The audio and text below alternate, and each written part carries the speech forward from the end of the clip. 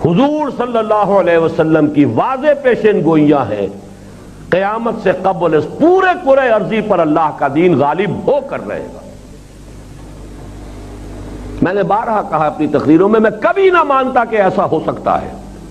اگر حضور نے نہ فرمایا ہوتا۔ یہ حضور سے پہلے کسی رسول کے ہاتھوں نہیں ہوا، تو اب جبکہ نبوت ختم، رسول ختم، رسالت ختم،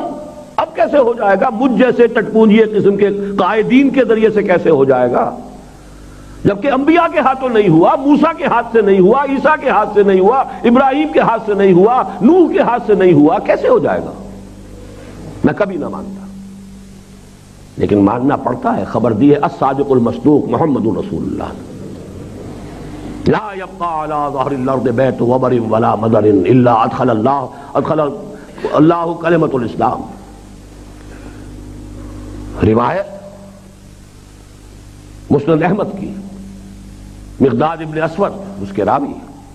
اس روئے ارضی پر ایک گھر نہیں بچے گا، نہ اینٹ گارے کا بنا ہوا گھر اور نہ ہی کوئی خیمہ جس میں اللہ کلمہ اسلام کو داخل نہ کر دے۔ بے عز عزیز و ذل ذلیل، یا تو کسی عزت والے کے اعزاز کے ساتھ اور یا کسی مغلوب ضعیف کی مغلوبیت کے ساتھ،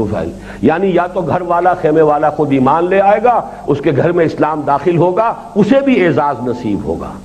وَلِلَّهِ الْعِزَّةُ وَلِرَسُولِهِ وَلِلْمُؤْمِنِينَ، اور یا یہ ہے کہ اسے نیچے ہو کر رہنا پڑے گا، چھوٹا ہو کر رہے گا، جزیہ دے گا، اسلام کا غلبہ اسے بھی تسلیم کرنا پڑے گا، تو گویا کہ اس کے گھر میں بھی اسلام تو آ گیا، وہ بدبخت محروم رہ گیا۔ اور دوسری حدیث حضور نے فرمایا حضرت ثوبان سے، اور یہ مسلم شریف کی روایت ہے، ان اللہ زوالی الارض، اللہ تعالیٰ نے میرے لیے پوری زمین کو سکیڑ دیا،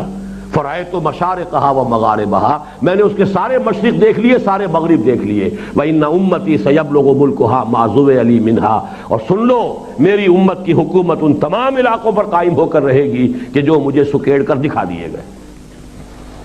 بہرحال ان دو حدیثوں کے بعد مجھے تو قطعاً کوئی شک نہیں ہے کہ یہ ہو کر رہنا ہے۔